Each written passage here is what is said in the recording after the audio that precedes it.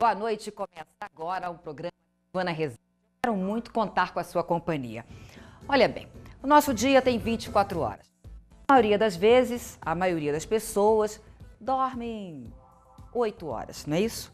Outras 8 horas são para o trabalho e nos restam para nos alimentarmos, para o nosso lazer, para o banho, para tudo mais, as outras 8 horas. Não é? O que você está fazendo de bom nesse tempo? E se nós, então, grande parte do nosso tempo vai dormindo, nós temos que dormir bem. E se grande parte do nosso tempo vai trabalhando, nós temos que trabalhar bem. Trabalhar bem, fazer aquilo que gosta e fazer bem feito. É isso que a gente fala aqui no nosso programa. Por isso que nós mostramos as empresas, nós falamos de mercado de trabalho, nós falamos de qualificação da mão de obra. E hoje tem mais um grande exemplo, dessa vez aqui de Ribeirão Preto, uma empresa de anodização. Mas antes disso, eu quero te lembrar, nós estamos ao vivo pela TV Mais Ribeirão, nós estamos também ao vivo para o mundo, pela internet, e o nosso programa é retransmitido para todos os canais da ACESP, inclusive a TV Aberta, o canal TV Aberta de São Paulo, capital. Vamos começar então agora assistindo a uma empresa para saber como é que ela funciona, quais as profissões que existem dentro dela, para você saber se talvez você se identifica com essa empresa de anodização.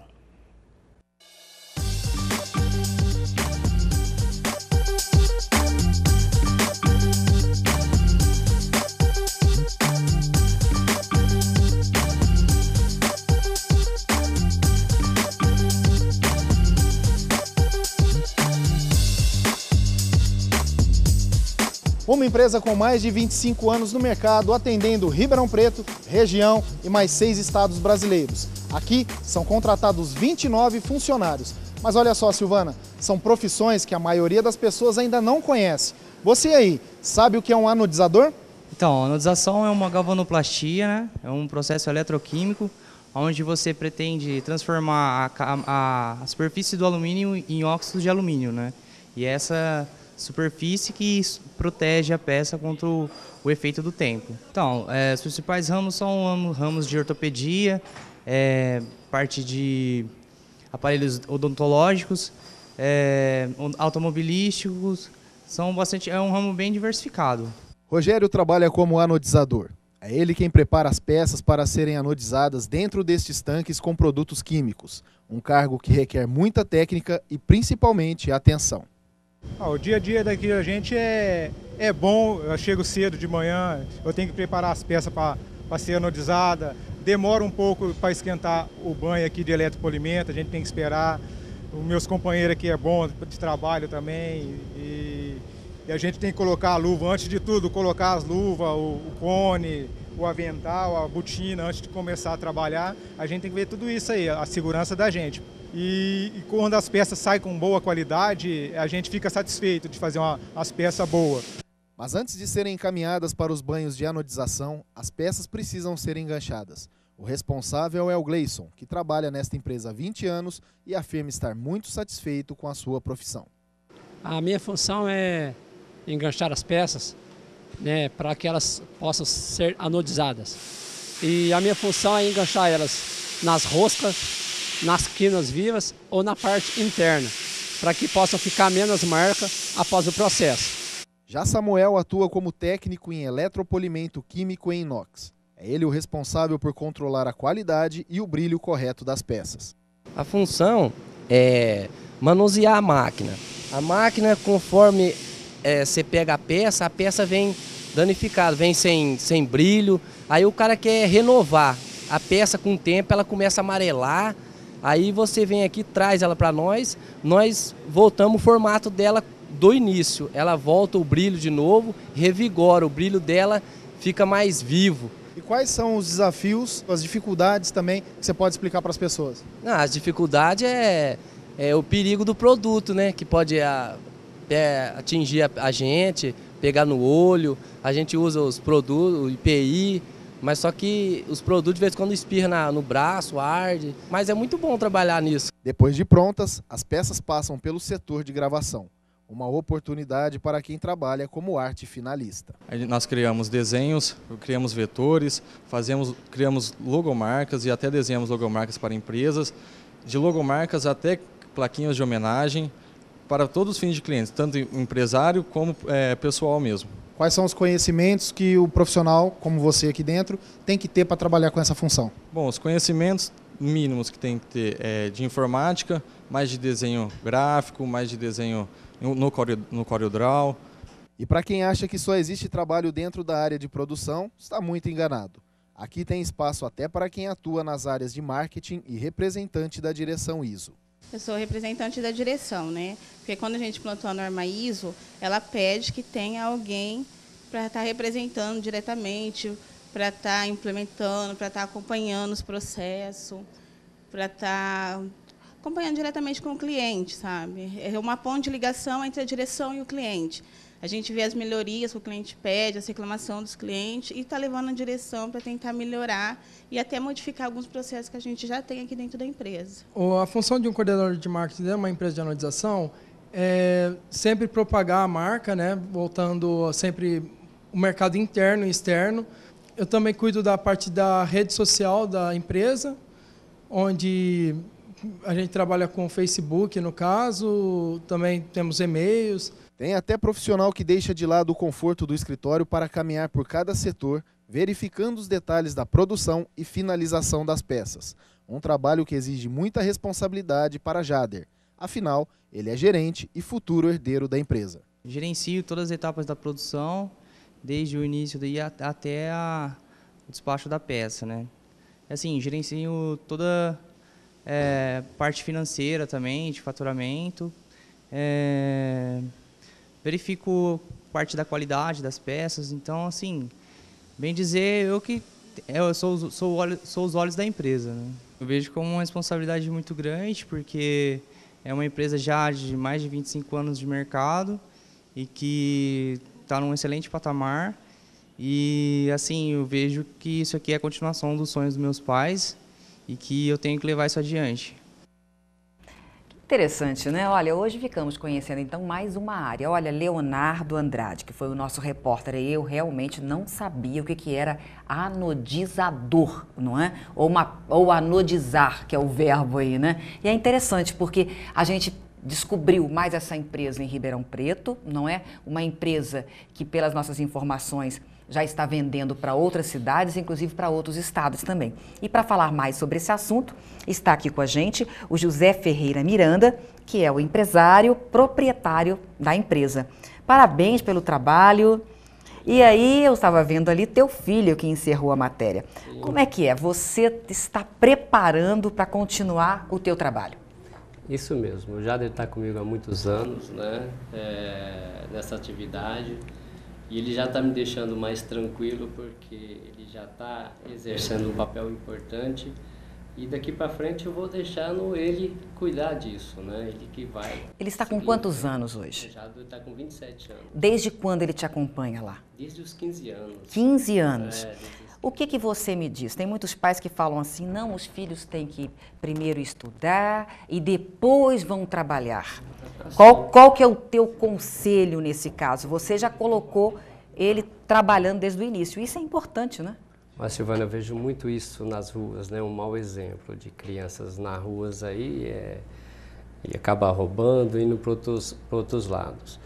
É claro que ele está lá desde os 15 anos, mas preservando esse lado dos estudos, né? Então ele trabalhava meio período, né? E sempre a gente gerenciando essa parte dos estudos para não atrapalhar, acompanhando.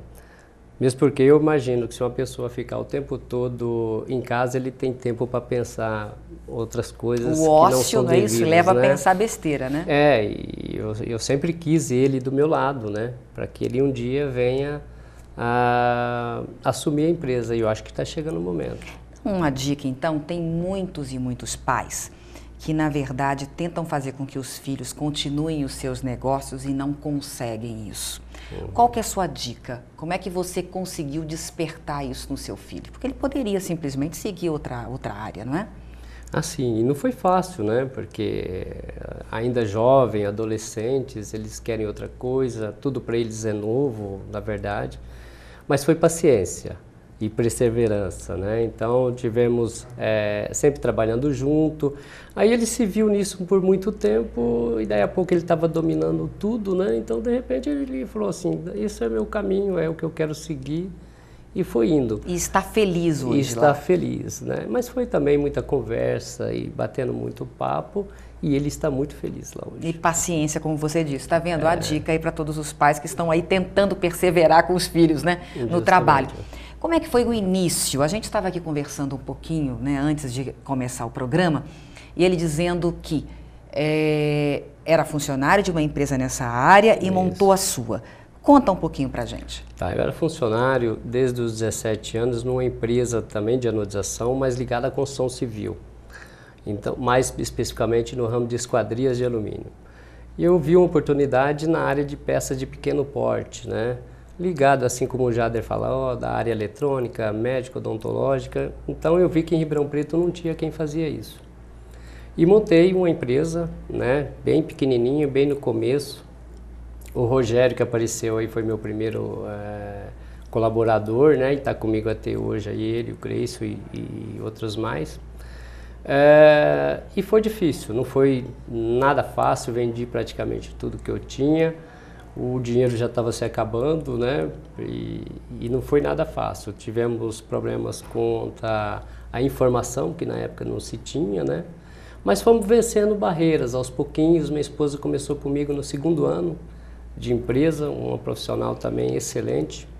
E nós dois juntos, mais a equipe aí afiada, conseguimos suprir degraus, embora muita dificuldade na área de impostos.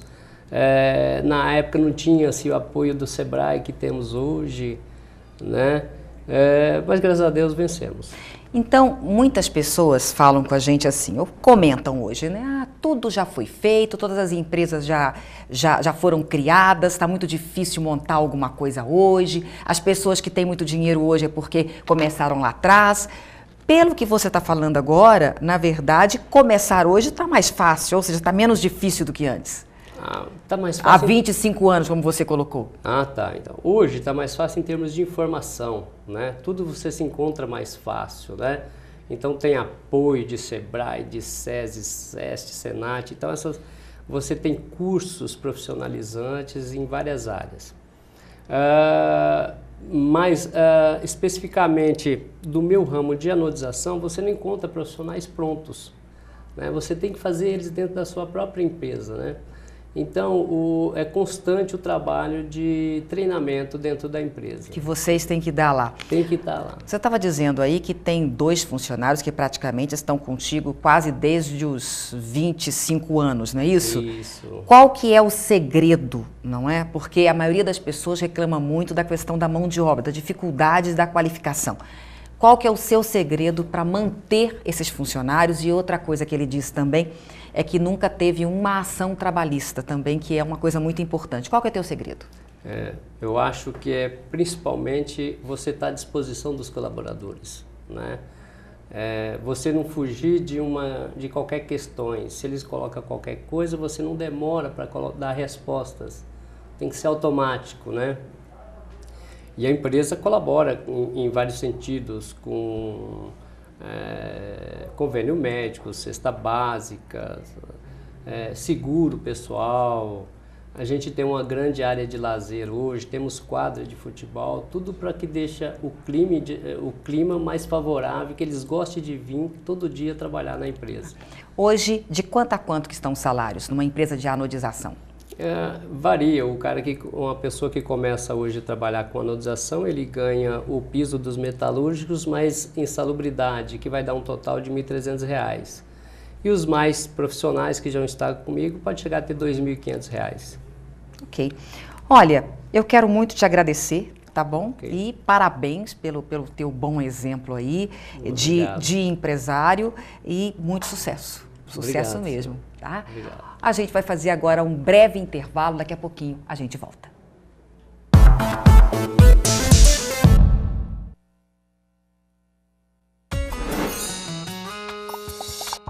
Muita história pra contar, muita coisa pra levar. O primeiro dia foi difícil, assim, pra mim. Eu tava com vergonha, assim, porque era tudo novo, né?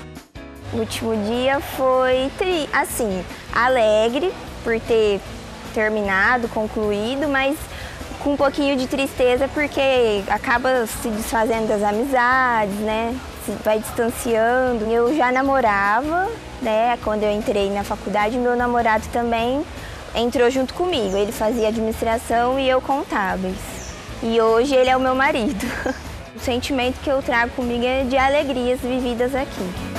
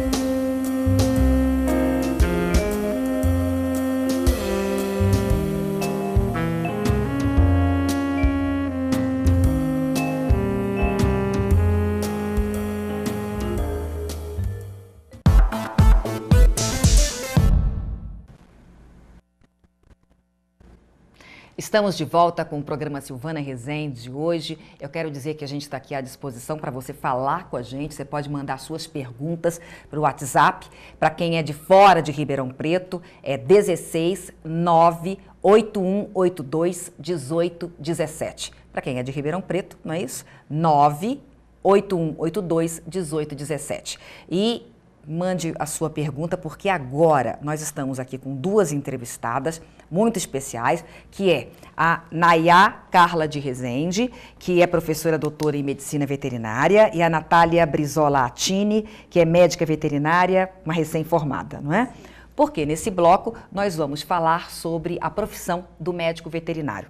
E como a gente sempre faz, a gente traz alguém já experiente, alguém que está no mundo acadêmico para explicar um pouquinho sobre o curso para a gente, e alguém que acabou de se formar para realmente mostrar para você que está pensando em entrar nessa profissão se vale a pena, se não vale, os prós e os contras de cada profissão, não é? No nosso tempo, a gente fala que a gente não tinha isso, não é? A gente ia com a cara e a coragem, muitas vezes não sabia o que ia encontrar na profissão, né? Hoje nós estamos aqui tentando auxiliar você, ok? Vamos lá, Nayá. Quais são as disciplinas mais constantes ou mais presentes no curso de medicina veterinária? Bom, as disciplinas são muitas. A gente poderia dizer que a veterinária se divide em grandes áreas. São as áreas de clínica e cirurgia, as áreas de medicina veterinária preventiva, de nutrição animal, de produção animal, de reprodução, mas são grandes áreas. Na verdade, então, tem que gostar muito de biologia, tem que gostar muito de química, como é que é isso? Sim, principalmente a parte de biologia, né? Toda a área voltada para a biologia, mas também um pouquinho de química, bioquímica, matemática, estatística e assim por diante. É uma área muito grande. Natália, as pessoas pensam assim, eu gosto muito de animais, né? Gosto muito do meu cachorrinho, eu gosto de gato, por isso, ó, meu filho gosta muito de bicho, meu filho acho que vai ser um médico veterinário porque ele gosta muito dos bichinhos. Você acha que é suficiente gostar dos bichinhos para querer fazer medicina veterinária? Eu acho que isso é uma das principais causas, mas a gente precisa estudar, gostar de estudar, porque o mercado está exigindo mais de nós, né? Então, a gente precisa se dedicar bastante. São quantos anos de curso? 5 anos. 5 anos de curso. Você era dessas que gostavam muito de bichinho e por isso falou, vou fazer medicina veterinária por conta disso? Era. Era e assim. aí eu aprendi a gostar de estudar. Você não gostava tanto, então, e viu que realmente tem que estudar muito. É. O curso geralmente é o quê? 1 período, às vezes 2 períodos, e tem muita matéria para estudar em casa. É integral. Algumas faculdades são 1 período só, mas integral normalmente, e aí estudar em casa também. Qual que foi a maior dificuldade, ou a disciplina que você encontrou mais dificuldade? Acho que as disciplinas de estatística, disciplinas de conta, a parte de bioquímica também é bem complicada. Então tem números também? Ela falando de estatística, o que a gente tem? Sim, quando você faz veterinária, a gente aprende a fazer estudos epidemiológicos, por exemplo. Então você quer saber que tipo de doença prevalece mais em uma determinada região. Ou que tipo de composição nutricional favorece o ganho de peso no animal de produção. Então, para a gente poder saber se determinado nutriente favorece ou não esse ganho de peso, eu preciso montar um experimento estatístico que matematicamente me prove que determinado alimento é melhor, ou determinada dieta dá um resultado mais satisfatório. Sem saber matemática não tem como. E quando a gente, essa é uma parte mais estatística. E a matemática simples para você aprender a fazer diluições de medicamentos, por exemplo. Então você diluição. vai ter isso.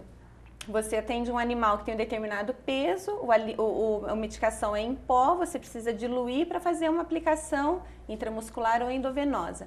Então eu preciso saber fazer esses cálculos para não aplicar a medicação errada, né? Senão corre o risco de um desfecho não muito agradável. Chegaram aqui perguntas pra gente, ó, da Laís Fabiano. Na faculdade, o aluno já tem contato com animais? Há laboratório? Aula prática? Você teve tudo isso? Tive, bastante. Mas tem bastante aula prática, tem bastante laboratório, tem bastante visita técnica também, grupos, né, de estudo que o professor às vezes leva a gente para as fazendas. Mas quais animais? Animais domésticos? Animais domésticos, aí cão, gato, cavalo, boi. A gente vai visitar lugares de peixes e galinhas e porcos, enfim, tudo. Assim. Se você quiser procurar, você consegue ter bastante aula prática, assim, consegue acompanhar bastante. Mais uma pergunta aqui, ó, da Anne Veiga. Existe alguma especialidade para quem quer trabalhar com animais exóticos ou silvestres? Existe sim, Anne. Você vai ter uma disciplina ou algumas disciplinas básicas de animais silvestres e, como a Natália falou, é muito importante a gente se especializar, porque 5 anos parece que é muito tempo, mas dentro da vasta área da medicina veterinária não é não. Então, na faculdade, realmente os alunos, eles não conseguem ter um aprofundamento tão grande em cada uma das áreas. Ele precisa procurar especialização, principalmente para essas áreas que são menos vistas durante a faculdade. Bem, vamos falar agora do mercado. Você se formou em dezembro, não é isso? Do ano passado. Isso. Então está aí há pouco tempo formada. O que você está sentindo do mercado? Eu acredito que o mercado de trabalho é bastante promissor para a veterinária, né? Existem muitas especialidades. A gente está sendo cobrado até pelos proprietários, né, em se informar e se especializar. Eu optei em direto para o programa de aprimoramento antes de entrar realmente em uma clínica, em um hospital. Mas tem bastante área para atuação, sim. Você está fazendo, então, a residência médica, é isso? Em medicina humana, a gente fala isso, né? Isso. Mas no caso do médico veterinário, ele não precisa fazer residência para ir para o mercado, por exemplo. Não. Ele já pode terminar e ir clinicar. Isso. Não precisa necessariamente de fazer uma residência ou uma... Você está fazendo uma especialização agora? Na realidade, a residência, no meu primeiro ano, eu mexo mais com a parte clínica, então atendendo e chegando no diagnóstico e tratando. No segundo ano, eu vou para a parte cirúrgica. E aí eu acompanho cirurgias, aprendo a fazer certas cirurgias e junto com isso uma especialização, uma pós-graduação além do programa de aprimoramento. Agora, para as pessoas que você tem amigos que se formaram, que já conseguiram, todos eles conseguiram emprego ou não? A maioria deles sim. Tá? Tem bastante, para a parte de pequenos animais, né? Tem bastante vaga para plantonistas e clínicas, né, que precisam desses plantonistas durante o dia, durante a noite. Então, a maioria deles conseguiram, sim, se arrumar, né? Mas a maioria deles também, durante a faculdade, fizeram bastante estágio e correram bastante atrás. Esse é o caminho, então, também? Fazer estágio durante a faculdade? A Natália falou uma coisa que é bem correta. Os alunos têm vagas. Isso tem. E fica muito claro, eu tive a semana passada conversando com um colegão meu, foi supervisor meu de estágio, quando eu fiz o estágio de graduação, e ele falou, Naya, eu procuro muito veterinário, e às vezes a gente não consegue encontrar um veterinário com a qualificação que a gente espera. Então, infelizmente, nem todos os alunos se dedicam como deveriam se dedicar. Aqueles que se dedicam alcançam o seu lugar, com certeza. O que acontece muito, que a gente vê, acho que em todas as áreas, sempre o mercado dizendo que o profissional sai da faculdade não preparado para o mercado e que muitas vezes as empresas é que tem que investir, que tem que fazer mais. Nessa área de medicina veterinária, você acredita que o aluno que se esforça, ele sai preparado? Acredito que sim. Acredito que sim. A gente vê isso quando você encontra com o aluno logo depois que ele saiu da faculdade. Está trabalhando? Tô, professora, estou trabalhando. E salário? Qual que é o salário inicial? Essa é uma profissão regulamentada, então tem um piso, né?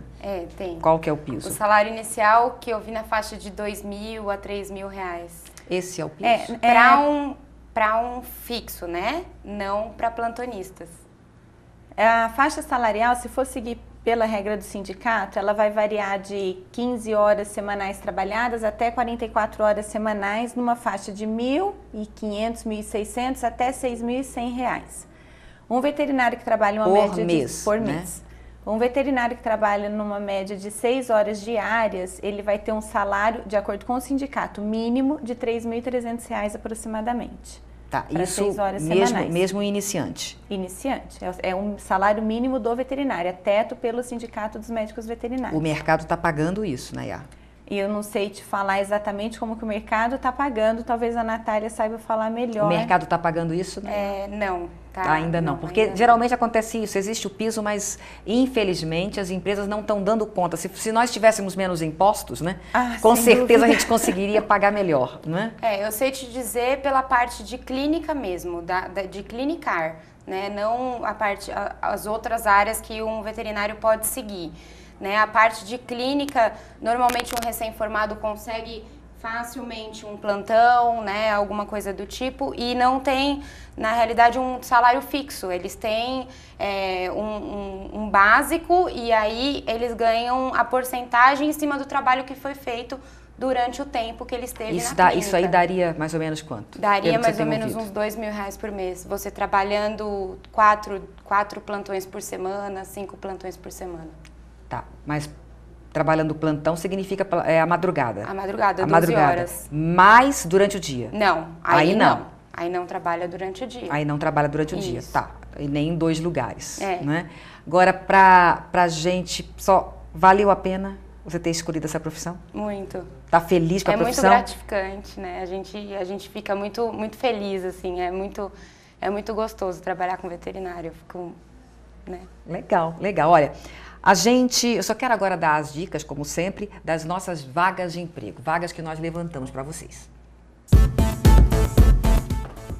Ajudante de cozinha, auxiliar de limpeza, auxiliar de linha de produção, barman, conferente de mercadoria.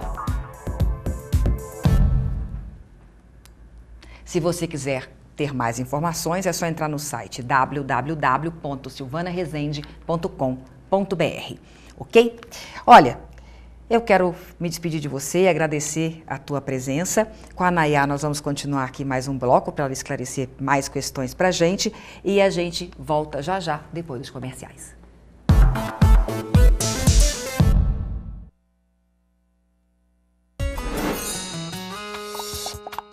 Muita história pra contar, muita coisa pra levar. Eu tenho a sensação de dever cumprido e o sentimento que eu tenho é de gratidão a todos os meus professores, que tiveram muita paciência comigo, isso eu posso garantir. Quando eu penso no Moura Lacerda, eu penso nos amigos que eu fiz, no conhecimento que eu adquiri, na pracinha, que era o máximo sentar no banquinho da praça na hora do intervalo para tomar cappuccino. Fez todo o diferencial. A cultura que eu adquiri aqui, a convivência, enfim. Eu devo muito à instituição e a todos os conteúdos que eu tive a oportunidade de estudar e conhecer aqui. Então, eu acho que a palavra que traduz tudo isso é satisfação.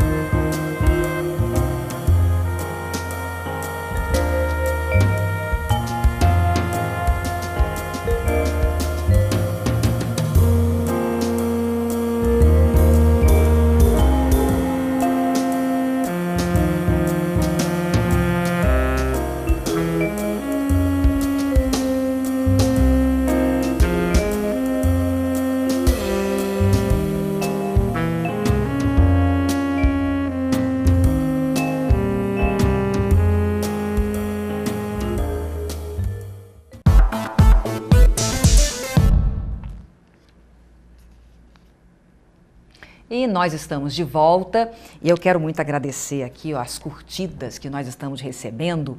É a Silvana Fernandes Pontes, nossa xará, Ricardo Jamber, Lucas Moraes e um monte de gente que está mandando e-mail para a gente, mandando mensagem. Muito obrigada mesmo, tá? E eu quero dizer que o nosso canal continua aberto, né? Se você tiver mais perguntas sobre medicina veterinária, é só entrar em contato conosco, mandando um WhatsApp para 98182 1817, ok? Ou ligando aqui para a TV, no fixo, 21 11 21 33. E agora, para a gente continuar o nosso papo aqui, nós estamos com a Nayá, que continua conosco, Nayá Rezende, e a Natália foi no outro bloco, a Larissa Petrocini Rosseto, que é veterinária e especialista em fisioterapia. Como é que é isso? Para os bichinhos também, a gente acha que é só humano, né? Sim, sim. A gente... Na verdade, eu tenho especialização em fisioterapia e acupuntura, né? Isso já é uma realidade. E é uma coisa que realmente vem crescendo cada vez mais, porque nós temos proprietários e pacientes mais exigentes, né? Que vivem mais e que precisam de cuidados um pouco melhor, né? Vamos dizer assim. Então, são animais que às vezes têm uma necessidade especial, um animal que sente uma dor, um animalzinho que tem uma dificuldade para caminhar, ou até mesmo um animal simples que é obeso, precisa perder peso, então a gente consegue trabalhar isso com a fisioterapia, né? Então, quer dizer, também tem, assim como na medicina humana, também tem várias especializações. Fisioterapia é uma, acupuntura, ela disse. Outro dia eu estava vendo que tem homeopatia também, não é? Tem homeopatia também. Mas o que hoje o mercado está comprando? Olha, Silvana, tem muita coisa.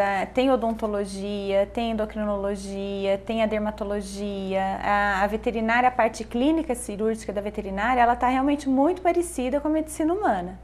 E fora essa área de clínica e cirurgia, muitas outras áreas, né? O veterinário hoje faz parte do programa de saúde da família, por exemplo, do governo. Você precisou de um veterinário hoje? Talvez você fale, não precisei. Mas se você tomou leite, se você comeu uma carne, você precisou de um veterinário hoje. Então, o veterinário, ele é uma peça fundamental na saúde pública de forma geral. Ele vai cuidar da vacinação dos animais, da saúde dos animais e, consequentemente, da saúde do ser humano que convive tão próximo com esses animais. Então, mais uma área, não é isso? Ele não trabalha só lá no fim, que é com os animais. Mas quais outras áreas que o veterinário pode trabalhar? Ele pode trabalhar com reprodução animal, se especializar em transferência de embriões, fertilização in vitro, por exemplo. Essa é uma.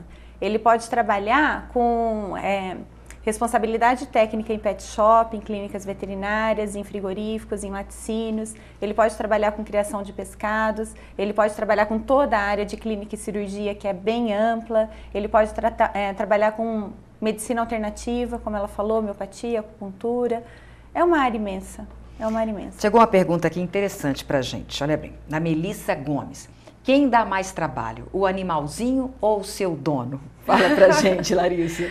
Olha, confesso que às vezes um pouquinho o proprietário, né? Porque ele vem muito ansioso em querer tratar o seu animalzinho que está sentindo dor, que está incomodado, e isso o animal passa a ser um membro da família, então ele vem ansioso em querer ajudar, né? E isso às vezes acaba atrapalhando um pouco, porque o animal sente isso do proprietário, né?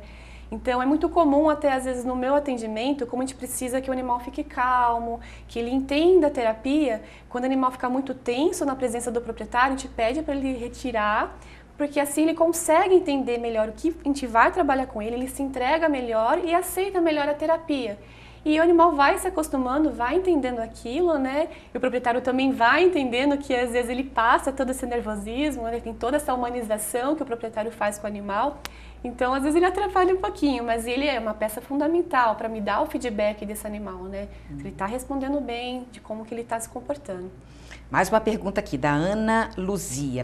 Quais as diferenças em relação a lucros entre quem trabalha com animais de pequeno e grande porte? Essa parte de lucros ela é muito relativa. Como nós comentamos no bloco passado, tem o teto mínimo que o veterinário deveria ganhar.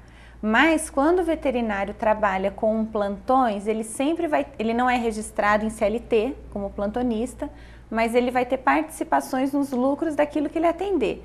E o veterinário que se dedicou, que estudou, que se especializou e ele consegue ganhar o mercado, ele ganha muito bem. O que é muito bem? Tem salários de R$20 mil, R$30 mil que alunos que voltam contam pra gente que ganham. Trabalhando 8 horas por dia? Talvez até menos.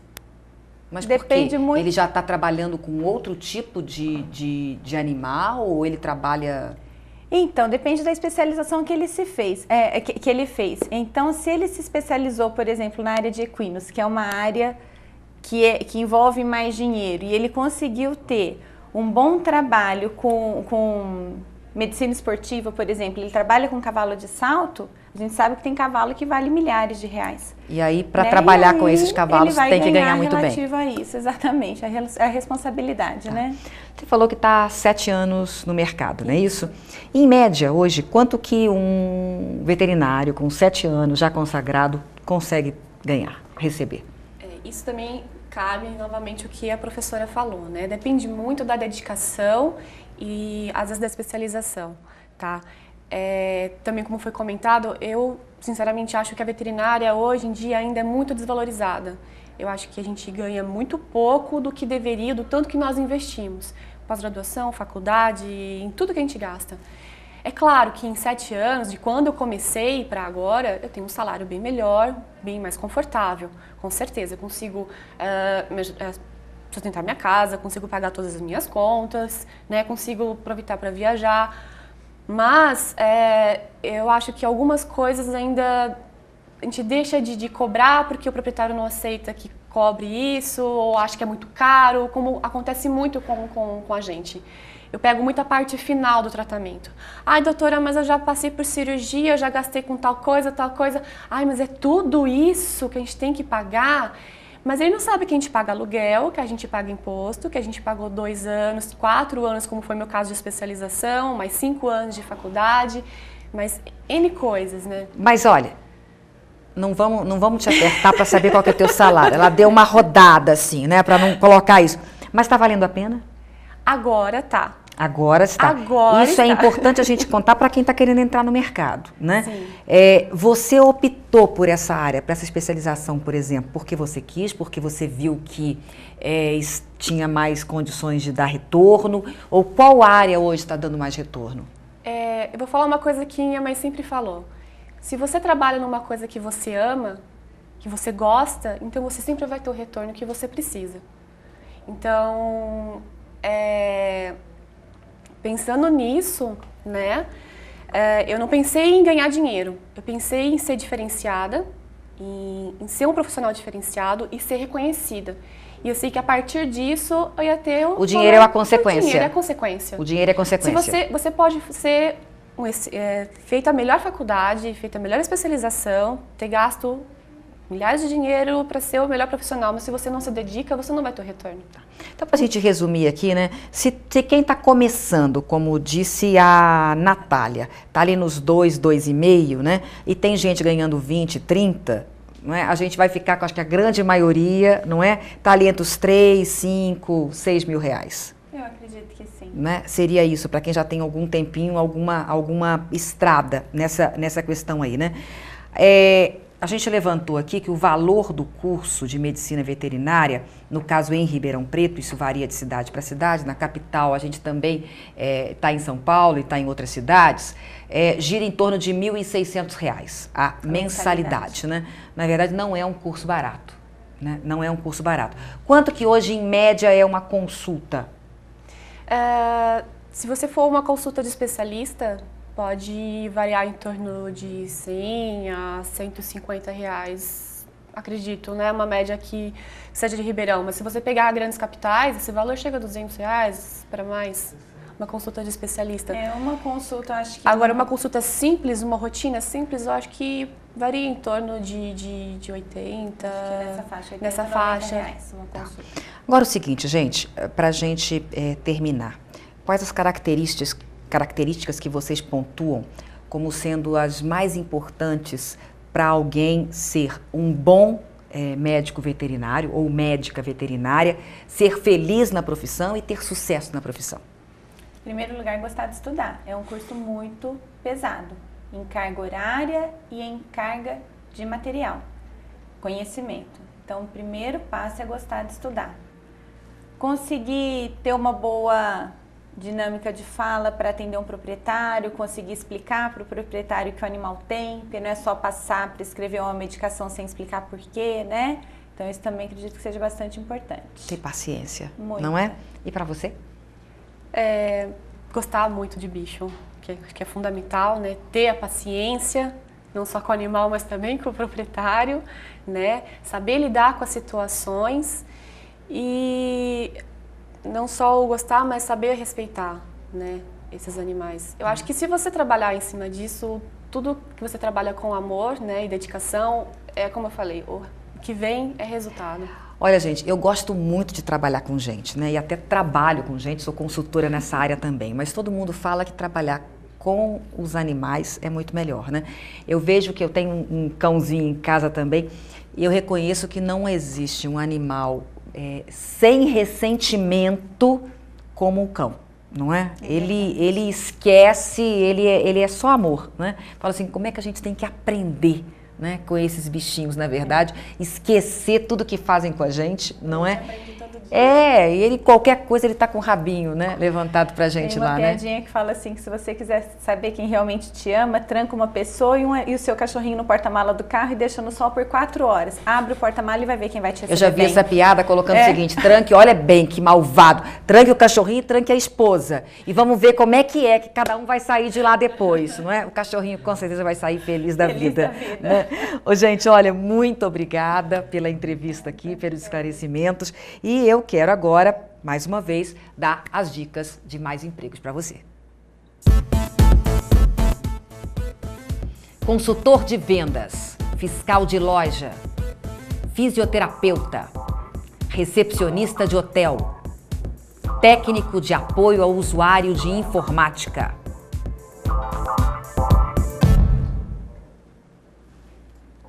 E se você quiser mais informações, é só entrar no site www.silvanaresende.com.br.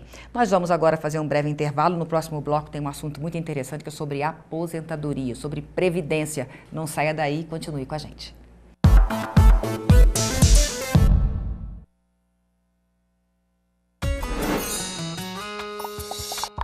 Muita história pra contar, muita coisa pra levar.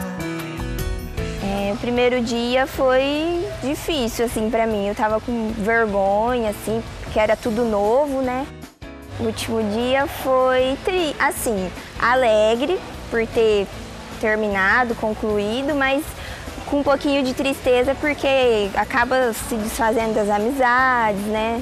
Se vai distanciando. Eu já namorava, né? Quando eu entrei na faculdade, meu namorado também entrou junto comigo. Ele fazia administração e eu contábeis. E hoje ele é o meu marido. O sentimento que eu trago comigo é de alegrias vividas aqui.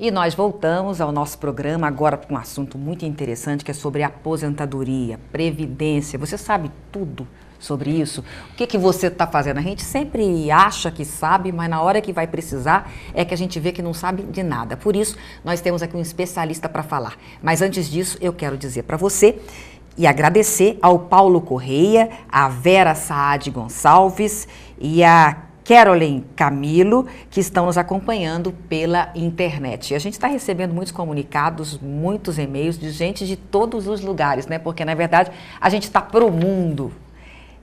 Quero agora apresentar o nosso entrevistado, que é o Ferrúcio José Bíscaro. Boa noite, Bíscaro, seja bem-vindo. Obrigado, Silvana. Bom estar aqui para proteger esses trabalhadores que estão vindo aqui, né? Exatamente. A minha previdência nada mais faz que isso. Exatamente. Olha, o nosso programa é voltado justamente para isso, para entender o mundo corporativo, explicar, né? Fazer com que mais pessoas empreendam, mais pessoas montem os seus negócios, né? E as pessoas se qualifiquem também para sair melhor no trabalho. Com certeza, com proteção previdenciária. Exatamente. Então vamos lá para a nossa primeira pergunta do povo. Meu marido é infartado, ele está com os laudos como aposentar mesmo, que não tem como trabalhar, já tiraram até a carta dele para poder dirigir mais.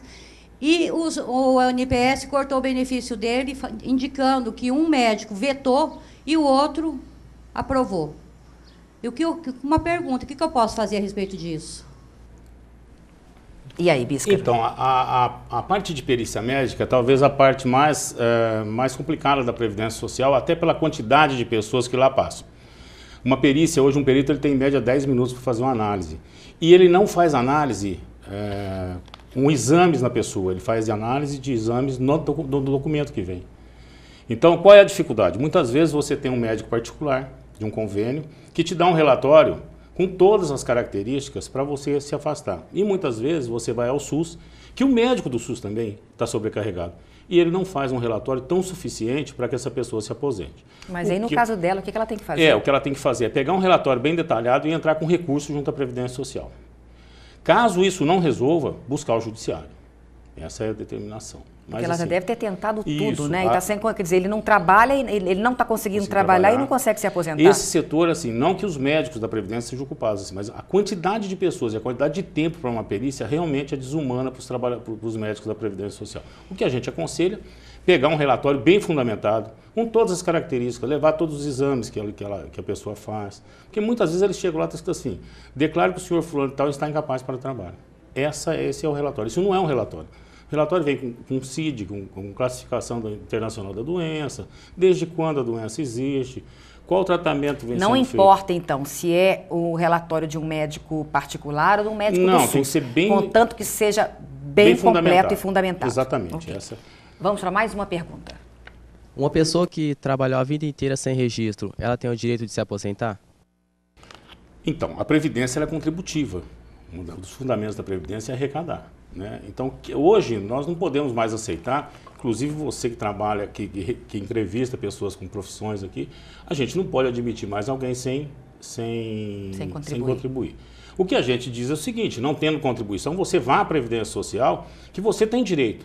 Se você levar uma carteira profissional registrada, ou se você levar um olerite, o INSS tem que aceitar, porque o trabalhador não pode ser penalizado pela incapacidade da empresa, né, por irresponsabilidade da empresa em não contribuir e por irresponsabilidade do INSS em não fiscalizar. Mas vamos supor que a pessoa não tenha como comprovar, não tenha nenhum olerite. Existe uma idade mínima, não é isso? Que ela pode se aposentar? Sem contribuição. Sem contribuição. Só que aí não é uma aposentadoria. É um benefício assistencial que é dado pela assistência social e não pela Previdência. Então, no caso, se hoje é um salário mínimo, que na verdade não é um salário mínimo, né? É um salário... Como é que se fala? Não, base do INSS é o salário mínimo para esse benefício. Mas nunca se recebe salário mínimo mesmo, não é? Todo mundo fala que tem uns descontos, alguns descontos, não, né, Bíscara? Previdência não. Previdência, o salário mínimo é o mínimo mesmo. E essa pessoa, no caso, vai receber quanto? Quanto que esse auxílio? R$724. Não. Essa pessoa, no caso, que não contribuiu. A que não contribuiu, então, se ela provar que ela trabalhou, independente de contribuição ou não, pelo menos o mínimo ela vai receber. Se você levar um olerite, por exemplo, vários olerites de 5 mil, de 3 mil reais, o INSS vai considerar que ele trabalhou e recebeu 3 mil reais. A contribuição do empregado é presumida. Mas, por exemplo, se ele não trabalhou fora, uma dona de casa que trabalhou a vida inteira dentro de casa e muito, não é isso? Sem registro. Como é que ela faz? Infelizmente, ela não vai ter direito a um benefício. Ela vai ter direito a esse benefício assistencial se ela se enquadrar dentro daquele benefício que popularmente nós chamamos de LOAS. Assistencial, no caso, que é a renda familiar tem que ser uma renda baixa, não é isso? E é difícil para a nossa região conseguir esse benefício, né? Porque a nossa região é uma região rica, então é difícil ter essa composição familiar e não atingir 1/4 do salário mínimo. 1/4 do salário mínimo por pessoa. Isso, exatamente. Então, na verdade, se você está nesse caso, você tem que pegar a renda da sua família, vamos supor, forem 4 pessoas. Exatamente. 2 pessoas trabalhando, 2 não. Divide esses 2 salários aí em 4 pessoas, não é isso? Tem que dar no máximo 1/4 do salário mínimo por pessoa. 180 e poucos reais. Se não der isso, a dona de casa, no caso, não terá condições de se aposentar. Hoje nós temos uma contribuição para a dona de casa reduzida, 11%. Que ela pode começar a hora que ela quiser. Que ela quiser. Né? Então, ela paga, só que ela não vai aposentar por tempo de contribuição. Essa contribuição reduzida de 11% dá direito a todos os benefícios para ela. Todos. Só não dá a aposentadoria. Mas vamos supor que ela está com 58 anos. Isso. Ela pode começar a pagar? Ela tem uma carência de 15 anos para aposentar por idade. Ela só aposenta quando ela atingir a idade, os 60 anos e 15 anos de contribuição. Tá. Mais uma pergunta? Eu gostaria de saber qual que é o critério mais vantajoso do cálculo da aposentadoria. Então, esse fator previdenciário, né, que deixa todo mundo louco, ele leva em consideração a expectativa de sobrevida. Aquilo que o brasileiro ainda vai viver. Então, se você aposentar, hoje está em 74 anos, se você aposentar com 60 anos, o INSS imagina que você vai viver mais 14 recebendo a aposentadoria. Então, o que eles fizeram? Quando da emenda constitucional 20, 16 de dezembro de 98, fizeram algumas alterações. E qual foi? Expectativa de sobrevida, fator previdenciário. Então, hoje, quanto mais tempo você tiver, e mais contribuição, mais tempo de contribuição e mais idade, maior será a sua aposentadoria. O correto é você tentar atingir 95 pontos. O que é isso? Somar o tempo com a idade e atingir 95 pontos. Se você conseguir fazer isso, a aposentadoria é praticamente integral. Vamos supor, por tempo é 35 anos o homem e 30 anos a mulher, não é isso? Exatamente. Por idade é 65 o homem e 60 a mulher, não é? Consegue isso aí, no caso, esses 95 pontos, vamos supor, eu sou mulher, se eu me aposentar por 30 anos de trabalho e acima de 60 anos ainda. A mulher com 90 pontos já atinge uma aposentadoria próxima da integral. Então, na verdade, é você esperar as duas coisas. Sim. Então, o homem se aposentar, então vamos supor que, mas muitas pessoas começaram a trabalhar muito cedo. Não é? A gente calcula que o brasileiro começava antes dos 16 anos, hoje é aos 16. Então, na verdade, vamos supor que pode se aposentar aos 50 anos. Ele teria que ficar mais 15 anos trabalhando para ele se aposentar integralmente. Também, se a gente fizer um cálculo, não é tanta vantagem, porque ele fica 180 meses sem receber, muitas vezes R$1.000 por mês. Então ele deixou de receber 180 mil. Então é um cálculo que tem que ser feito para ver se leva em consideração. O que tem que ser feito é assim, ó, se você aposentar precocemente, continue trabalhando e use esse dinheiro da aposentadoria sua para uma outra renda. O quê? Um financiamento de uma casa, para quando você parar de trabalhar, chega uma hora você não consegue mais, ter uma outra renda para complementar, ou uma previdência complementar também. O que acontece? A gente ouve cada vez mais as pessoas falando o seguinte, né?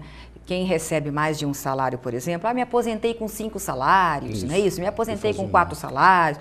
Hoje, se somar, não dá nem 2, e está acontecendo isso a cada ano, infelizmente. Continua. Né? Infelizmente. O que você aconselha? No caso que as pessoas partam também para uma aposentadoria, para uma previdência privada? É complementar, seria ideal. O que acontece é que o índice de reajuste do salário mínimo sempre foi superior ao INPC, graças a Deus. Né? Então, como o INSS, o aposentado, o reajuste dele é sobre o INPC, então suponhamos que ele recebesse 5 salários mínimos e o índice do salário mínimo aumente 20%, o INPC 12%, já teve uma defasagem. Eu brinco que todas as festas de Natal, festas na minha casa, eu tenho 8 tios aposentados e eu digo para eles assim, que hora vocês vão começar a falar mal da minha previdência? Porque não tem jeito, onde tem aposentado dá essa defasagem. Porque não é uma defasagem, né? Não é uma defasagem, não. Mas acontece que o fato dele estar... Dele antes, ele fazia a conta antes de que estava recebendo um tanto, e agora está recebendo menos. É porque a própria Constituição proíbe, e pelo que ele contribuiu? Então, porque a própria Constituição ela não permite que reajustes sejam feitos de acordo com o salário mínimo. Então, hoje a lei estabelece o reajuste do INSS do aposentado pelo INPC. E aí o salário mínimo é sempre superior. Chegou uma pergunta para a gente aqui da Terezinha. Vamos lá. Ela diz o seguinte, eu recebo auxílio-doença há 6 anos e automaticamente eu me aposento? Tenho 56 anos e contribuí por mais ou menos 7 anos. Então, a gente diz assim que não é o tempo que ela fica afastada que vai dizer se ela está incapaz para o trabalho, totalmente incapaz ou não. É o próprio estado de saúde dela, o relatório que ela traz fundamentando essa incapacidade. Só se for por invalidez. Invalidez, ela estaria aposentada por invalidez, mas ela pode ficar 10 anos recebendo auxílio-doença. Não é aconselhável, o INSS próprio já tem hoje os afastamentos a longo período. Então a gente afasta a pessoa por 1 ano. Então, para não dar essa aposentadoria. O certo, Silvana, é que evita-se muita aposentadoria com menos de 50 anos da pessoa. Porque a aposentadoria por invalidez, ela é uma aposentadoria complicada. Porque depois ele não pode trabalhar. Não pode trabalhar e a pessoa fica em casa. E a gente, até com o levantamento, você chega à conclusão que o aposentado por invalidez precoce, tem até na Constituição, a dignidade da pessoa humana, ele se sente impotente para a vida profissional, né? Agora, muitas vezes se aposenta por invalidez e aí procura um outro trabalho. Então, mas aí... Só que aí não pode se registrar. Não pode se registrar e, se descobrir, devolve a aposentadoria toda que recebeu desde a data que ele retornou ao trabalho. Então, assim, a gente tem na Previdência Social um dos setores mais lindos da Previdência Social, que é o Núcleo de Reabilitação Profissional. O que a pessoa faz? Se ela quiser retornar ao trabalho, ela tiver condições de voltar ao trabalho, vá à Previdência Social e a gente faz uma reabilitação profissional. E vai... Dependendo do tempo que a pessoa tiver, vai gradativamente cortando essa aposentadoria. Tira um pouco cada 6 meses, tira uma 10% e vai até acabar com a aposentadoria e ele retornar ao mercado de trabalho. Mas aonde que a pessoa tem esse recurso? Na Previdência Social. Ela procura por isso? Ela procura, protocola um pedido de reabilitação profissional. Ela pode retornar ao trabalho a hora que ela quiser. Esses períodos políticos que a gente vive tem muita promessa, né? Principalmente quando a pessoa tem alguma deficiência física. A gente vê muito isso daí. E depois que passa, as pessoas querem trabalhar numa prefeitura ou órgão público, até porque hoje necessita de pessoas com deficiência física em alguns setores de trabalho. Está sendo procurado muito, né? Só que quem tem a deficiência física, no caso, ela recebe. Aposentado por invalidez. Aposentado por invalidez. Tá. Se ele retornar ao mercado de trabalho com permissão da Previdência Social, a gente vai cortando essa aposentadoria dela gradativamente. Olha bem, chegou aqui Vânia. Ela diz o seguinte, estou aguardando uma cirurgia, já recebi 3 parcelas estando afastada. Agora cortaram o meu benefício e disseram que enquanto eu não fizer a cirurgia, não volto a receber. Se a cirurgia demorar 1 ano, vou ficar sem receber. Por que disseram que o INSS não pode ficar esperando?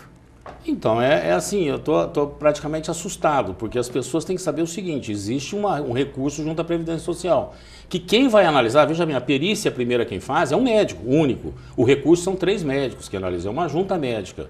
Então, o que a gente aconselha é você não desistir. Teve alta, entra com recurso. Não prosperou esse recurso judicial. Ok. Olha, hoje, por exemplo, também, muitas pessoas podem se aposentar como autônomos, não é isso? Contribuir individual. Podem contribuir não só como microempreendedor individual, exatamente, mas se não for também como autônomo. Vamos supor que alguém tenha perdido um tempo de contribuição. Ele pode resgatar esse tempo? Se ele provar a atividade, sim. Se ele provar que ele prestou serviço, que ele teve uma suposição, uma empresa, ou um contribuinte individual, um profissional liberal, um dentista, um médico, se ele provar a atividade, ele pode recolher em atraso. Okay. Tem que verificar se isso é vantagem. Porque o valor é meio pesado, principalmente a multa de 10%. Tá, então vamos lá, mais uma pergunta. Rose, tenho 27 anos de contribuição e 55 de idade. Destes 27 anos de contribuição, 18 são de telefonista. É verdade que para quem trabalha nesta área, a aposentadoria é especial? Então, a telefonista até 28/4/95, nós temos que entender assim, ó, até 28/4/95 o INSS aposentava as pessoas tão somente pela profissão. Então veja bem, um médico, até 28/4/95 nós não queríamos saber aonde esse médico ia trabalhar. Hoje, depois de 28/4/95, nós queremos saber o que ele faz. Porque ele pode ser um médico do trabalho e não estar em contato com os agentes bacteriológicos, nenhum tipo de insalubridade. Então, o que a gente faz? Até 28/4/95, prova atividade. Depois, existe um perfil profissiográfico previdenciário, que aí prova que ele está em contato com esses agentes bacteriológicos. O caso da telefonista, a mesma coisa. Até 28/4/95, nós temos que a telefonista é insalubre. Até pelo grau de ruído que ela recebia no ouvido. Depois disso daí, não mais. Então, até 28/4/95 é interessante assim. Se uma pessoa tem hoje 10 anos de telefonista, até 28/4/95, a mulher, por exemplo, eu conto 12 anos. Eu acresço de 20% o período dela. E somo aos tempos comuns. Vamos lá. Ela trabalhou de 85 a 95. 10 anos. Ela vai ter 12. Eu aumento 2. Sim. E somo com os posteriores que não são considerados insalubres. Até que ela atinja os 30 anos de contribuição. Mas esse valor aí de 20% é dependendo da profissão ou qualquer coisa, em qualquer área insalubre? Qualquer atividade insalubre ou perigosa. Tá. Chegou aqui mais uma pergunta da Andréia. Minha mãe recebe benefício, mas nunca contribuiu. Quero saber se podem cortar este benefício. Não, cortar não. Ela não deve receber aposentadoria, deve receber esse benefício assistencial. Quem nunca contribuiu tem direito a esse benefício assistencial se preencher aqueles requisitos. O que esse benefício não tem? Ele não tem 13º e ele não gera pensão. Então, se a mãe dela vier a falecer, não transmite para os dependentes, nem para os filhos, nem para o esposo dela. Uhum. Mas cortar não corta. Tá. Agora eu quero aqui dizer que tem mais gente entrando em contato com a gente, que é a Cláudia Prates, Sueli Paim, Viviane Estela estão curtindo pela internet. Isso é muito bom, né? Muito bom. Tá vendo que tem muitas perguntas. Olha, estão chegando muitas perguntas, o telefone não para de tocar. E eu quero dizer para você o seguinte, se você tiver alguma pergunta, entre no nosso site www.silvanaresende.com.br. Lá tem Fale Conosco, contato, preencha, mande a sua pergunta, que eu me comprometo aqui. Bíscaro, se nós mandarmos a pergunta, você responde pra gente? Prazer. Bíscaro vai responder e a gente envia depois essa resposta para você. E ficamos combinados assim por conta do nosso horário. O programa é ao vivo e a gente sabe muito bem que a gente tem que respeitar esse horário. Olha, muito obrigada mesmo, Bíscaro, pela sua ajuda aqui, seus esclarecimentos. Onde tiver uma oportunidade, eu estou sempre falando em Previdência, que eu amo de paixão. E nós vamos ter que voltar a chamá-lo, porque apareceu muita gente aqui querendo saber, ok? Gente, nós vamos ficando por aqui com mais um programa Silvana Resende. Um grande abraço para você e até o próximo programa.